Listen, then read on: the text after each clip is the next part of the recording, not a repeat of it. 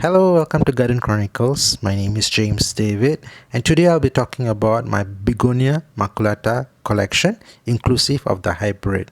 So let's see what we have here. This is my old video taken on January 2021. Due to some sound problem, I'm actually retaking the video.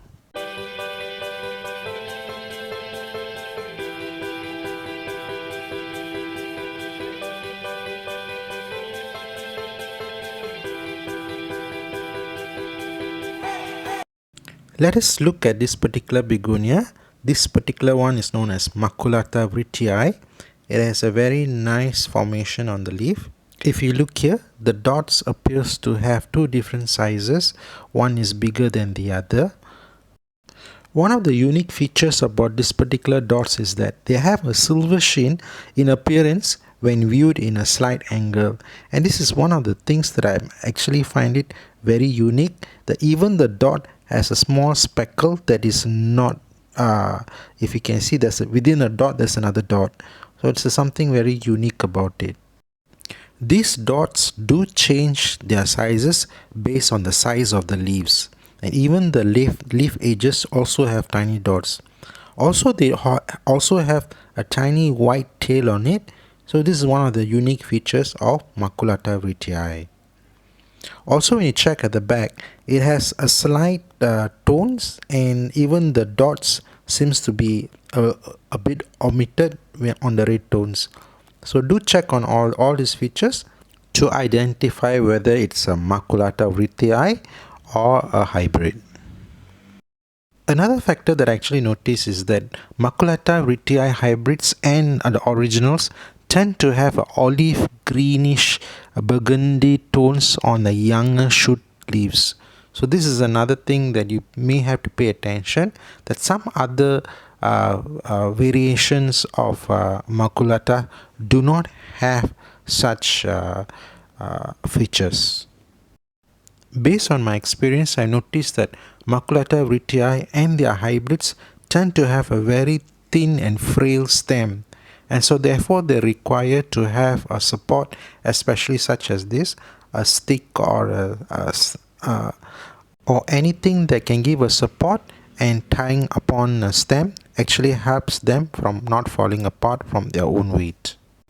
I must say there is one unorthodox style of gardening which I actually exercise, where I actually plant a companion plant together with sensitive plants such as this to regulate the water intake. This particular plant is actually Zebra trendescentia. It actually helps to regulate when the medium is too wet, especially during the rainy days. Often root rot may take place if the water is being flooded on the medium.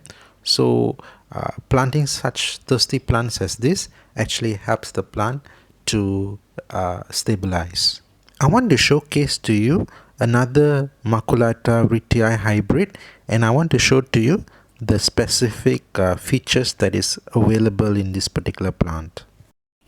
This hybrid seems to have some red tones at the back, similar like Maculata Wightii original. However, the leaves are more broader and appear to have very strong venation on the veins, appear to be more strongly visible. If you can notice here, the other one, in comparison with both, you can see that the hybrid tends to have a smaller dots and more dots. So, and even the top part of the crown seems to be more like a ear wing kind of thing in comparison to it. So looking at this kind of features and identifying it, if you are a collector of in thoughts of collecting the hybrids, do look out for these features. If you notice there is some burnt tips at the bottom of this leaf, it is actually due to overwatering and over fertilizing. So do keep an eye on this, that when you find this kind of burnt tips, it is a telltale signs of these two factors. So do watch out for this factor when it comes to Maculata Wightii. Another factor that I've noticed is that most hybrids seems to grow a little bit faster and appear to be more hardy in comparison to the original Wrightii. So do note on that. Another factor here is also there are unique features such as this: the central dot do not have a centered dot on it.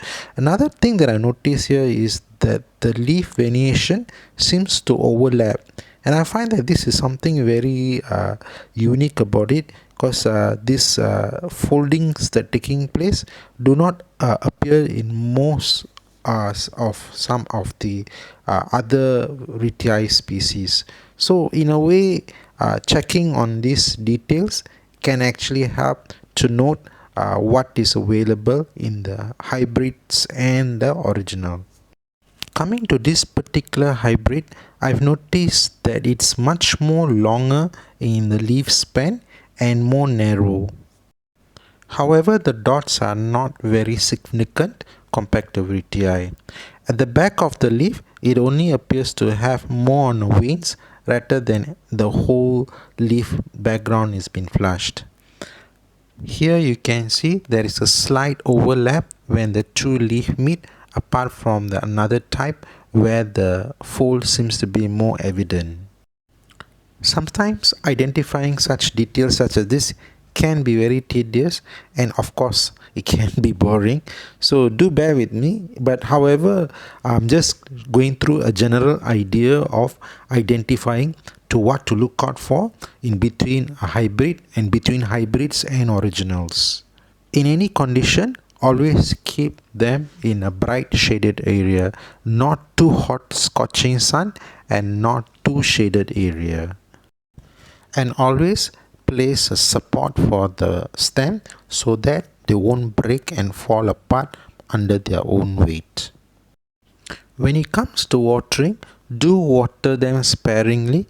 Only water them when the plant needs water, because overwatering can make the leaves fall apart. The other factor here is when it comes to medium, do put them in a fast draining medium. Actually, I'm using coconut chips with sand. I have actually covered all of the collection of the Wrightii species and the hybrids, and this one I just want to share to you. This particular begonia known as Lucerna, it actually has very strong features similar like a Wrightii. However, the one of the features here is that the polka dot seems to have more of the uniform kind of notes, where the dots are not bigger, rather it is more like speckles here. Lucerna seems to be one of the most hardiest begonias that I've actually come across, and I will actually recommend you to try with this particular begonia first if you are in doubt to purchase an expensive and a sensitive begonia such as Wrightii. Actually, if you want to notice, their leaves is far more broader, though the back of the leaf is still green. And one other factor about it here is that the leaf do tend to change color based on the amount of light it receives, and most likely it turns more into a burgundy kind of tones when too much light is received, whereas if it's just an ideal receiving light, it will be more on a light green or to be a normal green tones. Another factor about Lucerna is that their stems tend to grow tall, though they are very much like cane-like and sturdy, so you may have to put a stake on them. Another factor here is that they can fall apart if under their own weight. This particular Begonia Maculata Albo-picta has a lot of similar characteristics as a Wrightii. However, their speckles seems to be very uniform in nature, similar like Lucerna. One thing I want to make mention about Albo-picta is do trim and replant them as they grow too long, as they can actually succumb to root rot and die away, or can even turn dormant. And this is one of the things that I notice about Albo-picta is that most cases cane begonias do not tend to last very long. So do keep in mind that at most they will actually stay about 6 months to a year. So don't keep them too long unless you have an ideal condition where they can stay more than 2 to 3 years. But in my garden, especially in a hot tropical humid garden, I do tend to keep the plant small and short, due to root rot, and under their own weight they may fall apart and the whole plant can just die away. If you can notice, this is Albo-picta.